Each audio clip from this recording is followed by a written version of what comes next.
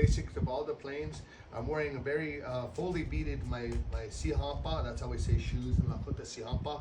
They're made out of fully beaded. So I'm doing a presentation. So it's like wearing your black shiny shoes. You want to look nice. You want to wear a suit or a suit and tie, right? And then this is my breech cloth. Breech cloths.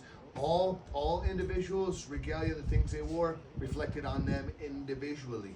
That was one thing that we are missing in society now, is that everybody had their own individuals. We had our own individual dreams, we had our own individual colors that were very specific to us.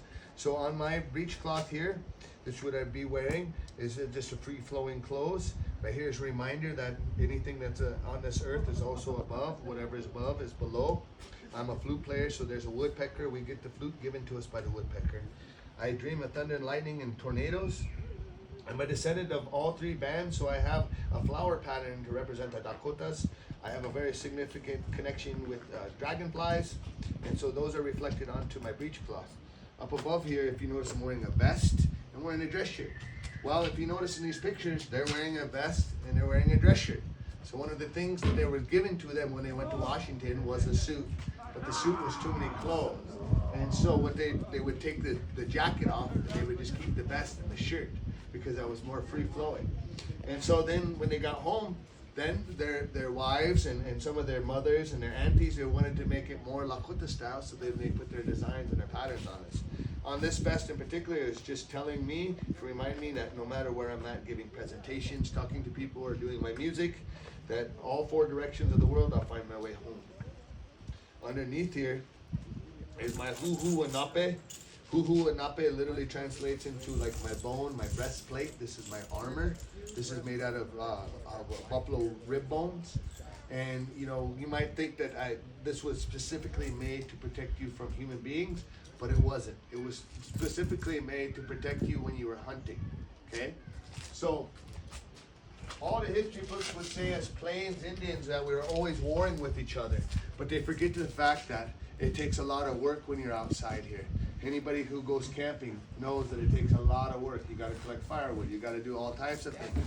So what this breastplate really was made for, and I use this is our language right here. This is how we adapted by using the English alphabet, except we don't have the letters F, D, or R in our language. But if you look in here in the steps here, this says Ehane Lakota ki, the Lakota people from a long, long time ago. Ehane Lakota oyate ki iglap omanipi. A long time ago, before we could find the herd, we had to find the tracks first.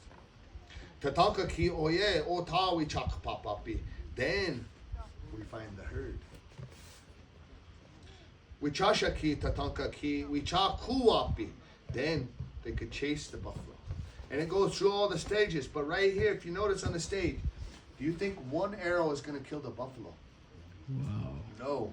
That's going to make that buffalo upset. And it's going to annoy that buffalo, right? Because guess what that buffalo is going to do? It's going to turn around and come back at you. So then he has to use his lance to kill that buffalo, right? So that's where this armor comes into play. Who wants to get gored by a buffalo, right? Nobody. So that's where we come from with wearing our armor. So then on our armor, also we put things on there to remind us what we're doing things for. We didn't have cameras or phones or wallets to keep pictures in them and stuff. So the two turtles right here, they remind me that I have two daughters at home. And then this lizard right here is to remind me that I have my son that's at home. And also remind me that even if I'm not with my children, that I'm still their father and I have to act like a father as well. So there's a little insight. Cool. Yeah. And this is porcupine hair. And these are two tail feathers from a mature golden eagle. Cool.